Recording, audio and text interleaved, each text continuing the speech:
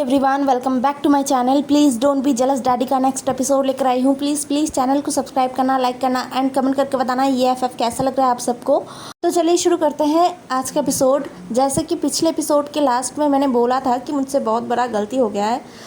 ये एक्चुअली मेरी ही गलती है, कोई मैं एक्सक्यूज़ नहीं दे सकती है ना, क्योंकि मेरी ही गलती है, मुझे ही देख लेना चाहिए था।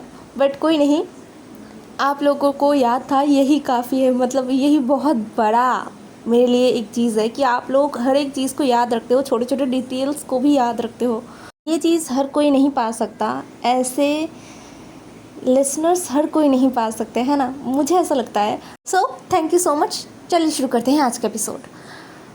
हमारा विंग जो बहुत बुरी तरीके से जूझ रहा था, मतलब हाँ, उसका दिन बहुत अच्छा गुजर रहा था, खुशियों से गुजर रहा था, बट फिर भी दो बेबीज़ को कैरी करना सही में बहुत ज़्यादा डिफ़िकल्ट है, बहुत ही ज़्यादा। उसका बेली बहुत ज़्यादा बड़ा हो गया था और वो बस 6 मंथ पे आया ही था। अभी उसके पाँव में इतना ज़्यादा पानी जमा हो रहा था और इतना ज़्यादा स्वेलिंग पड़ गया था कि वो चल भी नहीं पाता था सही से। वांग जी उसे बहुत ज़्यादा सपोर्ट कर रहा था, सिर्फ वांग जी नहीं, घर के हर एक मेंबर उसे सपोर्ट कर रहे थे। इस बीच एक दिन विंग सीढ़ियों से गिरते गिरते बचा था, वांग जी ने पकड़ा था और वो दिन विंग को पूरी ज़िंदगी याद रहने वाला था। वो इतना ज़्यादा डर गया था, हालांकि उसे नहीं लगा था कि वो गिर जाएगा। अगर वांग जी नहीं पकड़ता तो शायद वो बैठ जाता, लेकिन फिर भी डर तो है ना, उसे अपने बच्चों का और अपना फिर भी जाने दो, लेकिन बच्चों का सबसे ज़्यादा इम्पॉर्टेंट बेबीज़ हैं उसके लिए, एक मदर के लिए। तो वो बहुत ही ज़्यादा डर गया था और वांग जी, उसका तो पैनिक मोड हाई लेवल पर चला गया था। उसने 1 सेकंड भी नहीं लगाया था, सर्वेंट्स को ऑर्डर दिया था कि उसके रूम में जो कुछ भी है सब नीचे शिफ्ट किया जाए। और उसी दिन विंग और वांग जी नीचे लैन कुरैन के बेडरूम के पास जो दूसरा बेडरूम है वहाँ पर शिफ्ट हो गए थे। वो एक्चुअली गेस्ट बेडरूम है, बट अभी के लिए वो विंग और वांग जी का बेडरूम बन चुका था। बेबीज़ का ग्रोथ हर दिन धीरे धीरे बढ़ रहा था और विंग हर दिन अपने बेबीज़ के मूवमेंट को फील कर पा रहा था। हालांकि ट्विंस है, इसलिए कुछ कॉम्प्लिकेटेड सिचुएशन भी आ रहे हैं, जैसे कि दोनों बेबी सेम तरीके से ग्रो नहीं कर रहे हैं। एक का ग्रो थोड़ा सा कम है और दूसरे का ग्रो कुछ ज़्यादा ही है। डॉक्टर से कंसल्ट करने के बाद वांग जी और विंग को पता चला कि ऐसा ही होता है ट्विंस में। वो भी विंग और वांग जी का जो बेबीज़ है वो दोनों तो काफ़ी ज़्यादा हेल्दी है और काफ़ी अच्छी तरीके से ग्रो कर रहे हैं। कई केसेस में ट्विंस जब आते हैं तब बहुत ही ज़्यादा बुरी कंडीशन में हो जाते हैं। जब वो ग्रो करने का वक्त आता है ना, मतलब कुछ ऐसा होता है कि एक पूरी तरीके से ग्रो हो जाता है और दूसरा ग्रो हो ही नहीं पाता है, वो बीमार या फिर कुछ बहुत बुरी तरीके से पैदा हो जाता है। वैसा तो नहीं हो रहा है, तो डॉक्टर ने बस विंग को कहा कि स्ट्रेस ना ले, बेबीज़ ठीक है। इतने में बात उठा विंग के बेबी शावर का, तो विंग ने साफ कह दिया कि उसे ज़्यादा लोग नहीं चाहिए, मतलब सिर्फ और सिर्फ वही लोग जो विंग के लिए अच्छा सोचते हैं, बस वही लोग हो। ग्याओ का भी यही कहना था। तो बहुत ही सोच समझकर लिस्ट बनाया गया था। बहुत ही कम लोग, मतलब टोटल मिलाकर शायद 30 लोग भी नहीं होंगे विंग के बेबी शावर में आए हुए थे, जिनमें से विंग के कुछ पुराने कलीग्स थे जो जापान से आए थे। मतलब अभी वांग जी के कंपनी के साथ विंग का जो कंपनी है वो बहुत अच्छी तरीके से काम कर रहे थे, उनके बहुत सारे प्रोजेक्ट एक साथ चल रहे थे। इस हिसाब से विंग के जो पुराने कलीग्स हैं ना, वो चाइना में ही थे, तो वो लोग आए थे और साथ में विंग के जो पुराने बॉस है वो भी आए थे। आंट मैरी जो कुछ दिनों से बीमार थी वो अब सही से रिकवर कर चुकी है और फ़िलहाल विंग के बेबी शावर का जितना भी काम है ना, वो सब आंट मैरी संभाल रही है। एक एक्सपीरियंस ओमेगा ही समझ सकती है कि कितने सारे रिचुअल्स होते हैं, कितने सारे, मतलब अगर ट्रेडिशनली किया जाए, जो कि चाइनीज़ ट्रेडिशनल के अनुसार किया जा रहा था, तो बहुत सारे रिचुअल्स है जो आंट मैरी ने युआन के वक्त भी किया था और अभी जो आने वाले हैं उनके वक्त भी आंट मैरी ही संभाल रही थी। लगभग 15 दिन बाद विंग का बेबी शावर रखा गया था। सारा इनविटेशन ख़त्म हो गया था और बेबी शावर का दिन भी आ चुका था। सुबह से एक एक करके गेस्ट आने शुरू हो गए थे क्योंकि बेबी शावर दोपहर को होने वाला था। विंग जो लगभग सुबह के 10 बजे ही रेडी होकर सबसे मिलने के लिए तैयार था। बेबी शावर घर में ही रखा गया था। पूरा ड्राइंग रूम सजाया गया था कलरफुल बैलून से जो पिंक और ब्लू कलर के थे। युआन जो अपने फ्रेंड्स के साथ बैठा हुआ था। हाँ, युआन के किंडरगार्टन से भी उसके कुछ फ्रेंड्स आए हुए थे।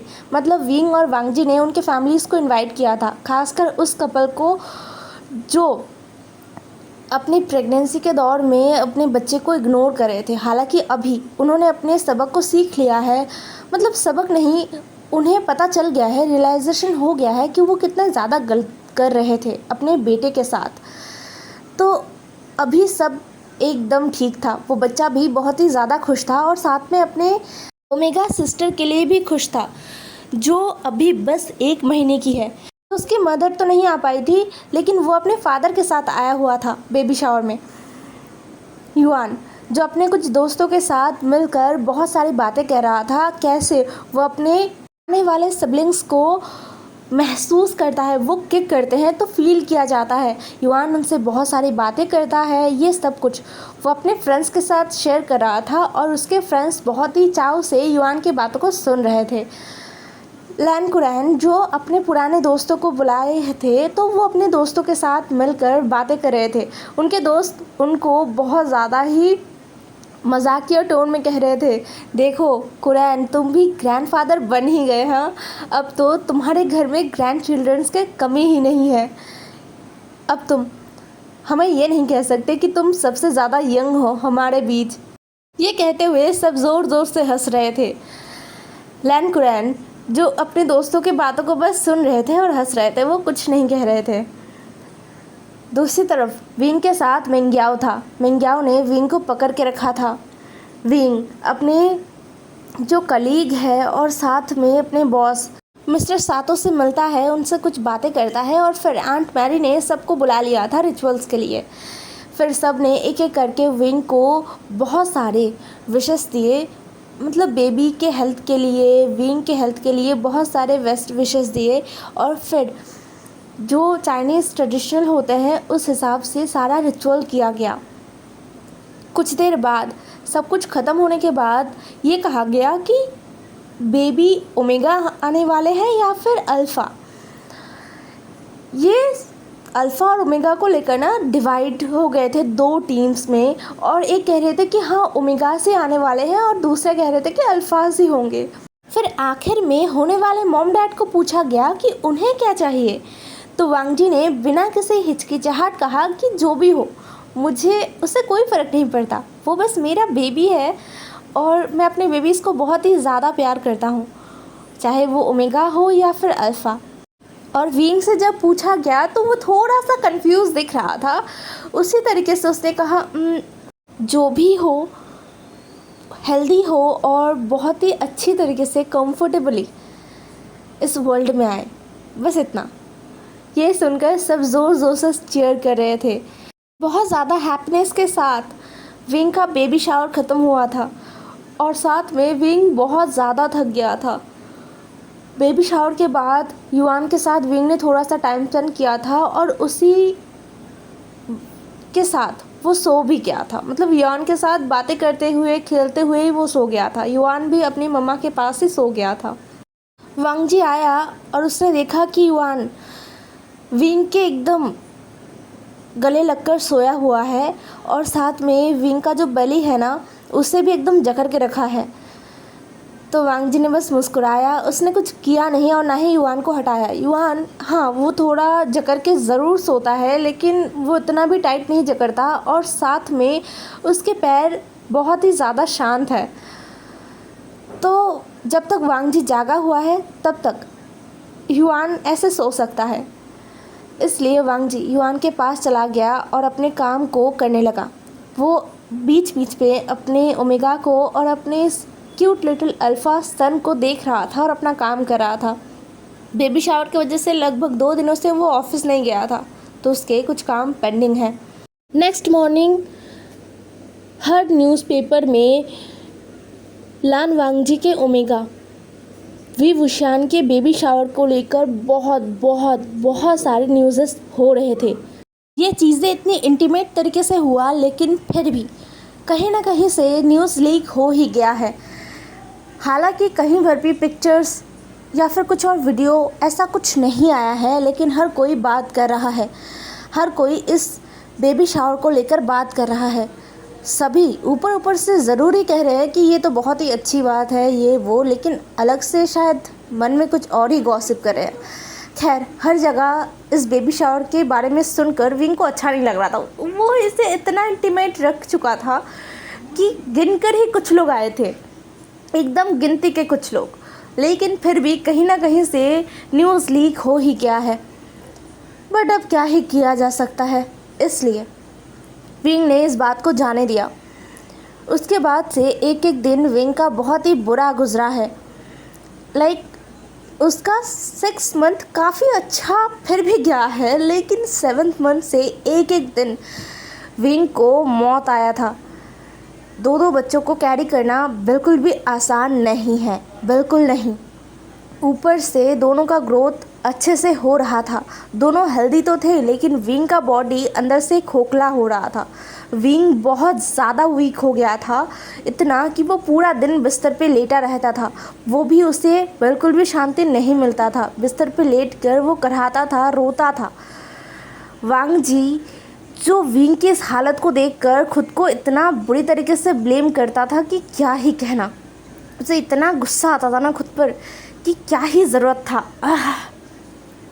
लेकिन अब क्या किया जा सकता है, कुछ भी नहीं। वो कभी कभी अपने अनबॉर्न बेबी को भी ना डांट देता था, मतलब उन बेबीज़ को भी डांट देता था कि क्या कर रहे हो, अपने मम्मा को इतना ज़्यादा परेशान क्यों कर रहे हो।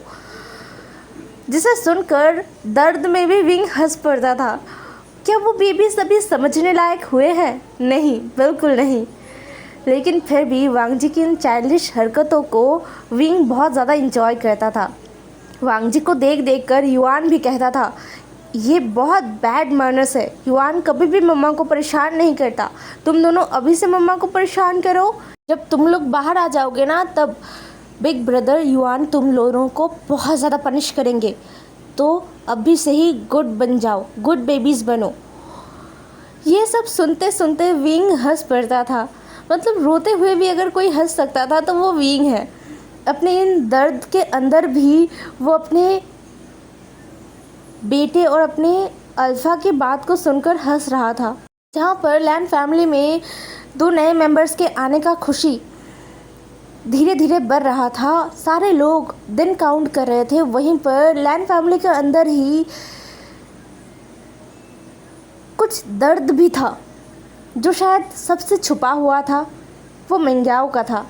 मेंग्याओ विंग के लिए बहुत खुश है, बहुत ही ज़्यादा। वो विंग के लिए हमेशा प्रे करता है कि अच्छे से डिलीवरी हो जाए, बेबी विंग सभी एकदम सही रहे, दोनों बेबीज़ विंग सभी एकदम सही रहे। ये सब वो हमेशा सोचता रहता है। और इन सारे सोचों के अंदर ना उसके दिल में ये बात आ जाता है कि काश अगर वो कंसीव कर पाता। क्या उसने इतना ज़्यादा पाप कर दिया है, क्या उसने इतना बुरा कुछ किया है अपनी ज़िंदगी में कि उसे एक ओमेगा होने के नाते ओमेगास का जो सबसे इम्पॉर्टेंट चीज़ होता है वही उसे नहीं मिला। ओमेगास एक क्रिएशन है, गॉड का ऐसा क्रिएशन जो नई ज़िंदगी को ला सकते हैं।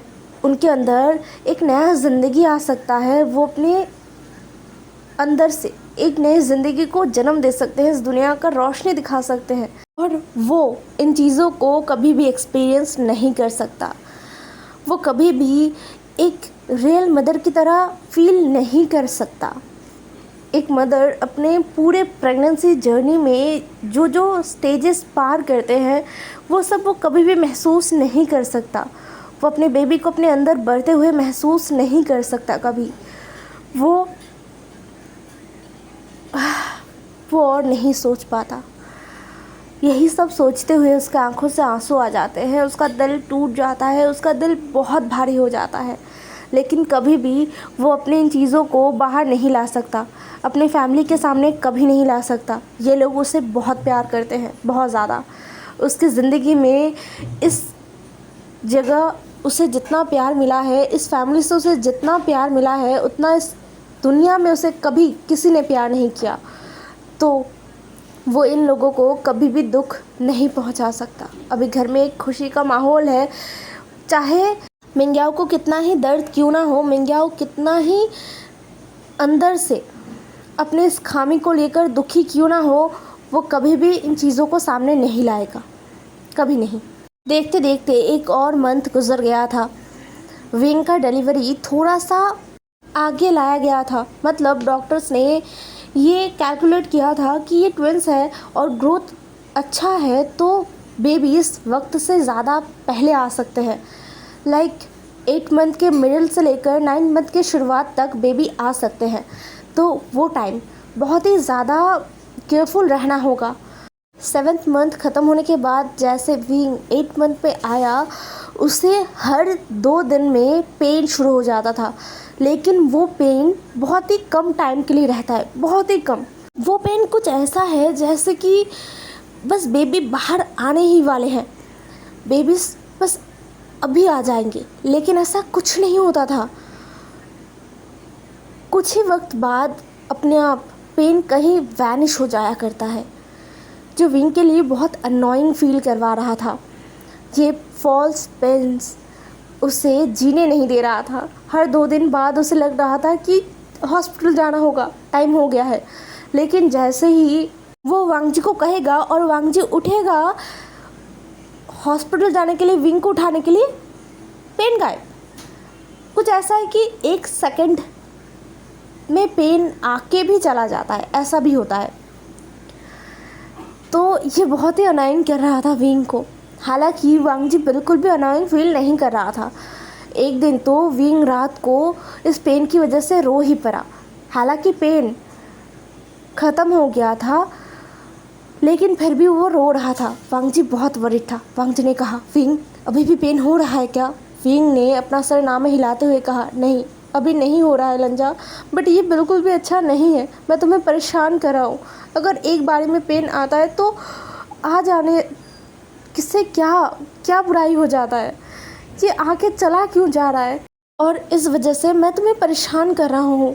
मुझे बहुत ज़्यादा गिल्ट महसूस हो रहा है वांगजी, मैं तुम्हें परेशान नहीं करना चाहता, बिलीव मी, बट ये पेन बहुत ज़्यादा ही तेज़ होता है और मुझे हर बार लगता है कि ये लेबर पेन है। ये सुनकर वांगजी ने विंग का सर अपने सीने पर रखा और एक हाथ से विंग के बेली को सहलाते हुए कहा, मैं बिल्कुल भी परेशान नहीं हो रहा हूँ और ना ही मैं अनोइंग फील कर रहा हूँ। मैं तुम्हारे लिए वरीड हूँ, बहुत ज़्यादा वरीड, और कुछ नहीं। वांगजी ऑफिस जाना पूरी तरीके से बंद कर चुका है। अभी वो विंग के पास से हटना भी नहीं चाहता है और ना ही उसे कोई हटा सकता है। वो काम का नशा अपने सर पे लिए रखा अल्फ़ा, जिसे हमेशा ही काम दिखता है, काम के अलावा कुछ नहीं दिखता, जो लगभग 1 साल पहले तक अपने फैमिली तक को, मतलब अपने अंकल, अपने ब्रदर को ये कहता था कि उसके पास इतना काम है कि वो सिंगल लंच या फिर डिनर का भी टाइम नहीं निकल सकता उनके साथ। वो बिल्कुल भी टाइम वेस्ट नहीं करना चाहता। वो अल्फ़ा अभी अपने ओमेगा के साथ पूरा का पूरा टाइम बस बैठा हुआ है, अपने ओमेगा को पैम्पर कर रहा है, अपने ओमेगा को संभाल रहा है और अपने ओमेगा का ख्याल भी रख रहा है। ये होता है चेंजेस, और मे बी ऐसे बहुत सारे अल्फाज में होते होंगे जो शादी से पहले अपने फैमिली को टाइम देने से ज़्यादा अपने काम को टाइम देना पसंद करते हैं, लेकिन मैरिज के बाद उन्हें समझ आता है कि फैमिली को भी टाइम देना चाहिए। जब एक ओमेगा उनकी ज़िंदगी में आता है और वो ओमेगा उन अल्फ़ा को समझाता है कि फैमिली कितना इम्पॉर्टेंट होता है, अपने आसपास के लोग या फिर अपने फैमिली मेम्बर्स, मॉम डैड या फिर अपना ओमेगा, अपने ब्रदर सिस्टर, ये सब कितने ज़्यादा इम्पॉर्टेंट होते हैं। हमें सबके साथ टाइम स्पेंड करना चाहिए, चाहे हमारे पास जितना ही कम टाइम क्यों ना हो, उतना ही सही, वो समझेंगे।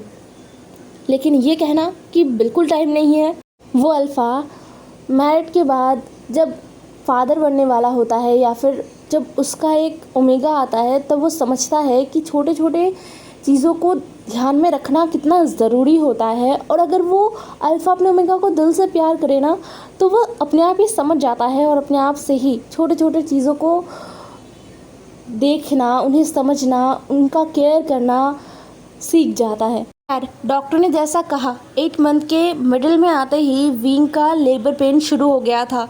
विंग को तुरंत हॉस्पिटलाइज किया गया था। ये पेन विंग पहले समझ नहीं पाया था। सुबह ब्रेकफास्ट करते वक्त विंग को ये पेन शुरू हुआ था, तो विंग को लगा कि ये फॉल्स पेन है। लेकिन जैसे ही ब्रेकफास्ट ख़त्म हुआ, विंग को पेन दोगुना महसूस हुआ। उसका जो बैक है वो उसे महसूस हुआ कि उसका बैक टूटने वाला है। इतना ज़्यादा पेन हो रहा था उसे। तब उसने वांग जी को कहा कि उसे बहुत पेन हो रहा है। वांग जी ने बिना किसी सवाल के विंग को उठा लिया था अपने बाहों में और तुरंत मिंग याओ अंदर चला गया था विंग का हॉस्पिटल बैग लेने के लिए। उसी वक्त पूरा लैंड फैमिली विंग को लेकर हॉस्पिटल पहुंचे थे। हॉस्पिटल में ऑलमोस्ट सब कुछ रेडी था, सब कुछ। वांग जी ने पहले से ही एक टीम को रेडी करके रखा था जो विंग को शुरुआती से देखते हुए आ रहे थे। जब वो लोग पहुंचे ना हॉस्पिटल, टीम पहले से ही रेडी हो चुके थे क्योंकि मिंगयाओ ने कॉल कर दिया था। विंग को तुरंत लेबर रूम में ले जाया गया। वांग जी जो जाना चाहता था विंग के साथ लेबर रूम में, और किसी को कोई प्रॉब्लम नहीं था, प्रॉब्लम तो विंग को था। मतलब विंग ने एकदम अपना हाथ दिखा दिया और कहा नो लंजा, तुम नहीं जा सकते, बिल्कुल नहीं। इतना कह के विंग फिर से चिल्ला पड़ा था। युआन जिसका चेहरा एकदम छोटा सा हो गया था, उसकी आंखों में आंसू भर गए थे। वो अपने मम्मा को इतने दर्द में देखकर कौन सा बच्चा सही रह सकता है। युआन का भी हालत कुछ ऐसा ही था।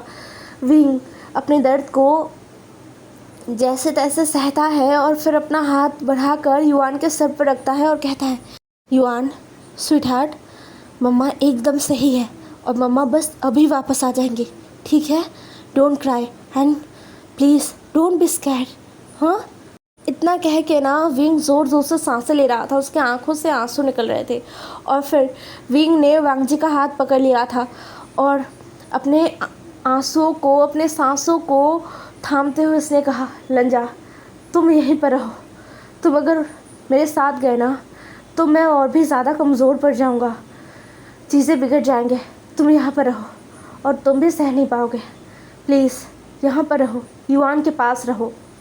वांग जी जिसका हाथ पैर कांप रहा था, उसने अपना सर हाँ में हिलाया था और ज़्यादा विंग कह नहीं पाया। उसका पेन बहुत बहुत बढ़ गया था, बहुत ज़्यादा। विंग को तुरंत ले जाया गया लेबर रूम में और लगभग 1.5 घंटे बाद लेबर रूम का दरवाज़ा खुला था। हे गाइस, आज का एपिसोड यहीं पर ख़त्म होता है। नेक्स्ट एपिसोड में मिलते हैं। ज़रूर बताना आज का एपिसोड कैसा लगा आप सबको। और आज I can't live without you का नेक्स्ट एपिसोड नहीं आएगा, वो कल आएगा, ठीक है? थोड़ा सा रिकॉर्ड कर पाई हूँ लेकिन वो बहुत ही कम है, लाइक 10 मिनट का। उतना अगर मैं पोस्ट करूँगी तो आप लोगों को अच्छा नहीं लगेगा, है ना? तो मैं कल पोस्ट कर दूँगी उसको। बाय बाय, कल मिलेंगे।